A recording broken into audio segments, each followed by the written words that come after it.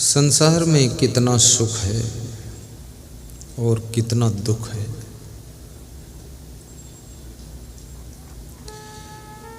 और मनुष्य के मन की दशा क्या है।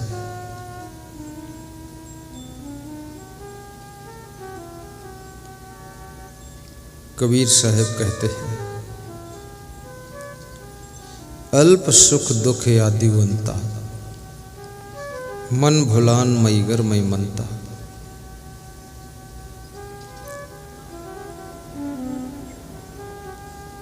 सुख बिसराए मुक्ति कहाँ पावे, परिहर सांच झूठ निज धावे। अनल ज्योति डाहे एक संगा, ये कबीर की रमैनी है। साहब कहते हैं कि इस संसार में थोड़ा सुख है, बाकी सब दुख ही दुख है। बड़े बड़े बुद्धिमान भी जीवन के अंत तक दुख में डूब जाते हैं। बहुत मेहनत करने वाले, रात दिन सिर पर पहाड़ उठाने वाले, जिन्होंने अपने हिसाब से बहुत कुछ किया है, बहुत बड़ा किया है, जीवन के अंतिम छोर पर पहुंचते पहुंचते उनकी हत्या कर दी गई है। जिसके ज्वलंत उदाहरण महात्मा गांधी है, ज्वलंत उदाहरण हिटलर है, सब मारे गए। लाल बहादुर शास्त्री है, राजीव दीक्षित है, राजीव गांधी भी है। वे अपने ढंग से सोचते थे कि हम बहुत बड़ा कुछ कर रहे हैं, लेकिन जिनके लिए कर रहे थे वे सब उनसे असंतुष्ट थे और उनकी हत्या हो गई।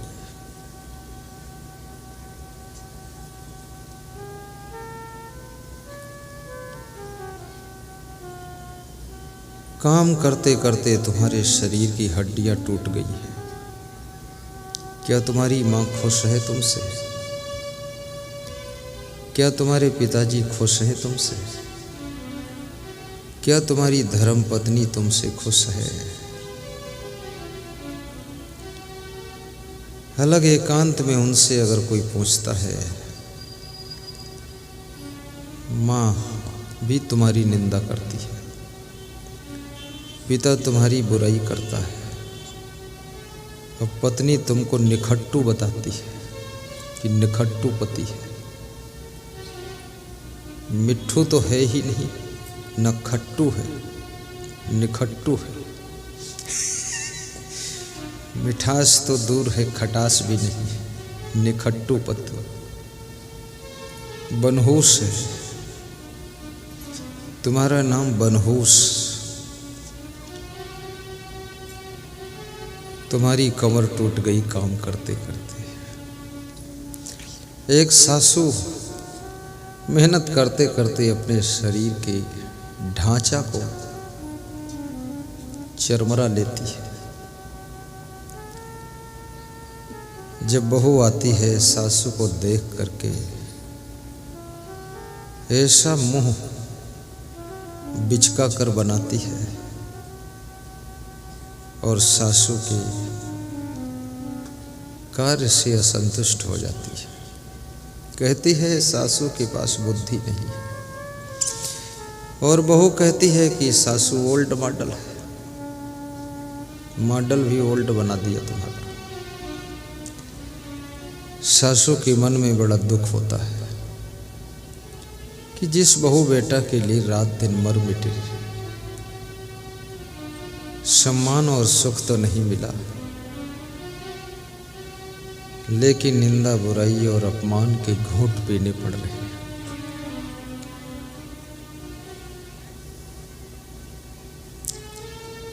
इस संसार में कृतघ्न लोगों की संख्या बढ़ती जा रही है। एक गुरु आश्रम बनाता है, उन्नति करता है,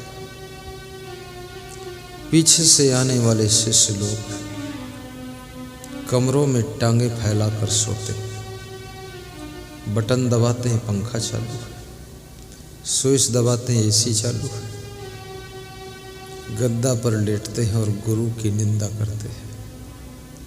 क्या बनाया इन्होंने? कुछ नहीं। ये सब बातें सुन करके माँ का मन भी दुखी है, पिता का मन भी दुखी है, पति का मन दुखी है, गुरु का मन भी दुखी हो जाता है, सासू का मन भी दुखी हो जाता है कि ना तो अच्छा खाया ना अच्छा पहना, मजदूरों की तरह मेहनत करके बचाया, बहू के लिए बहू हमको बेवकूफ कहती है। धिक्कार है उन लोगों को जो किसी के उपकार को समझ नहीं पाते। धिक्कार है उनको, उन मक्कारों को जो किए हुए उपकार को भूल जाते हैं। वे बेटियां भी तब बहुत दुखी होती हैं जब ससुराल से कभी कभी आती है और उनकी भाभी, उनका भाई उनके साथ प्रेम का व्यवहार नहीं करता है। तब वे सोचती है 20 साल इसी मायके में रह करके कितना काम किया है मैंने। ये मकान की दीवारें उठ रही थी तो ईंट उठा उठा कर दिया है, सीमेंट ढोई हूँ, खेत में काम की हूँ, रगड़ रगड़ के फर्श में पोछा लगाई हूँ। साल में एक बार ससुराल से आती हूँ, न भाई ठीक से बोलता है, न भाभी ठीक से व्यवहार करती है। उस बेटी का मन भी दुखी हो जाता है।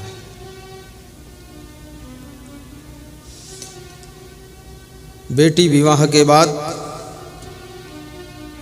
मायके में कुछ चाहती नहीं है, लेकिन इतना जरूर चाहती है जब आऊं तो मायके वाले हमसे प्रेम से बोल दे,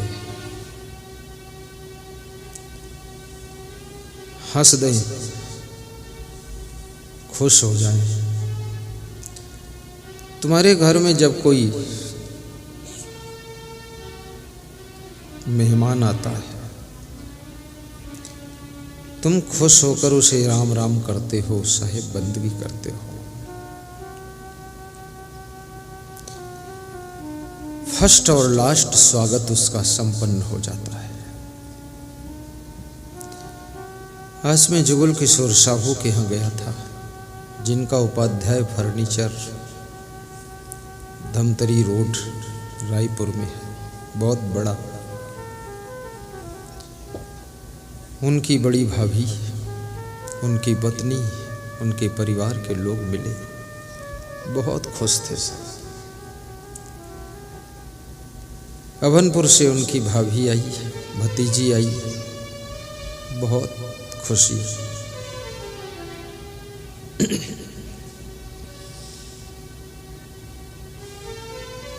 और खुशी में आंखें सजल हो गईं। मुझे बहुत प्रभावित किया।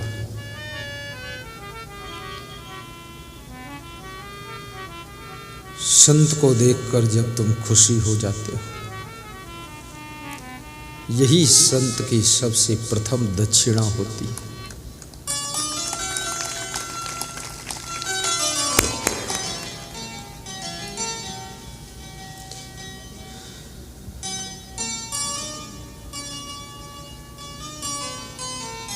आवत आदर ना कियो, जात न दीन्यो हस्त। हस्त माने हाथ।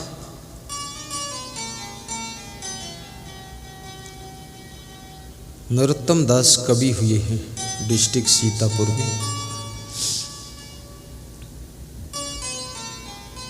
उन्होंने लिखा है कि संत आया, मेहमान आया, तो यदि उस गृहस्थ ने उसका आदर नहीं किया, जात न दीन्हो हस्त, और जाते समय विदा होते समय हाथ में कुछ दिया नहीं, भेंट नहीं किया, तो नरोत्तम कवि हमारे ही जिले के कवि हैं, पड़ोसी हैं हमारे, लेकिन बड़े फेमस कवि हैं। शीश पगा न झगा तन में कृष्ण का, सब उन्होंने लिखा है। किसी भी गांव में महाकवि का जन्म हो सकता है, किसी मां के द्वारा महान संत का अवतार हो सकता है। ये तो जिस गांव की धरती धन्य होना चाहती है, वहीं पर कोई महान व्यक्तित्व पैदा हो जाता है। जिस मां की कोख धन्य होने के लिए इंतजार कर रही है, उसकी कोख से राम का जन्म होता है, कृष्ण का जन्म होता है, कबीर का अवतार होता है। उसके द्वारा कोई महान नेता नरेंद्र मोदी भी पैदा हो जाता है, महान संत पैदा हो जाता है।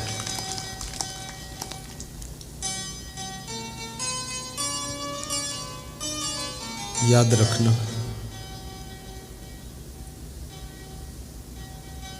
हजारों साल धरती जब तप करती है,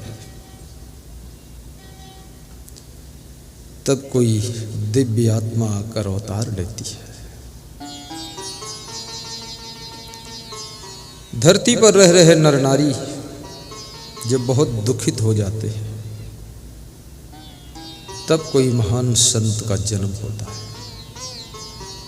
और वो अपनी वाणी से, स्वभाव से, प्रवचन से, ज्ञान से, साधना से, तपस्या से सभी के दुख को दूर करता है।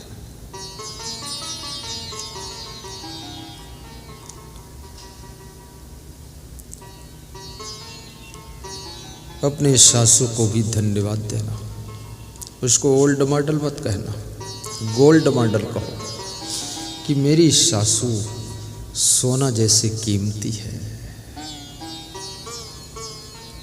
गोल्ड मॉडल है। मेरा पति राम से कम नहीं है, मेरी पत्नी सीता जैसी ही है।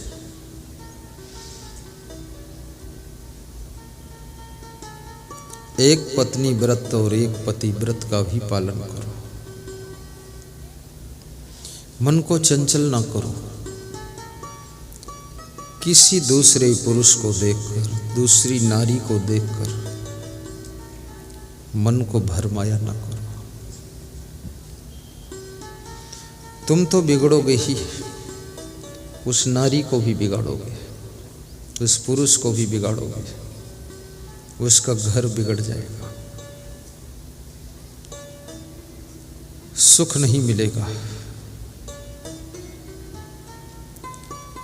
राजा ययाति के 100 पुत्र थे, परंतु वे सुखी नहीं थे। महाराजा धीराज धृतराष्ट्र के 100 पुत्र थे, वो भी सुखी नहीं थे, बहुत दुखी थे।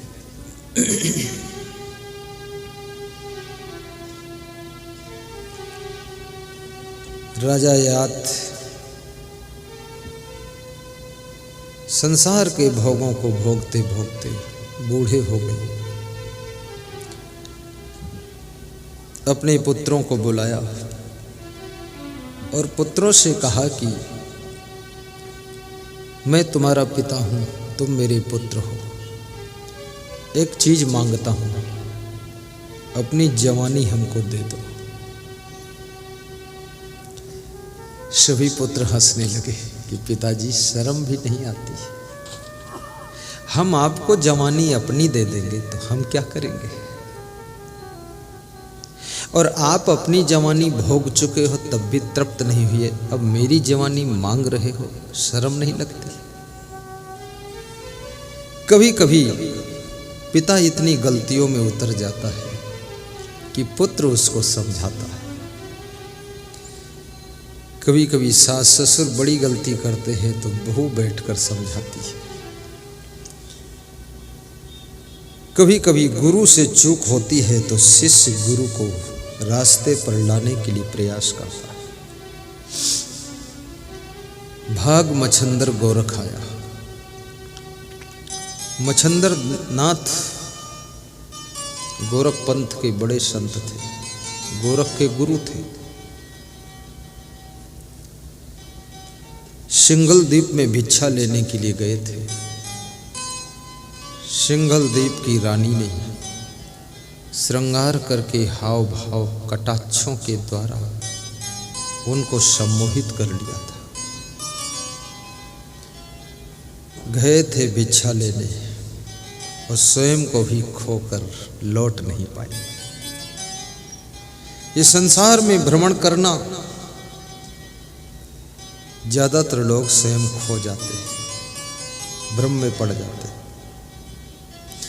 इसलिए पके पकाए तपे तपाए संत को ही भ्रमण करना चाहिए। बाकी गुरु के पास में आश्रम में रहो, गुरु तुम्हारी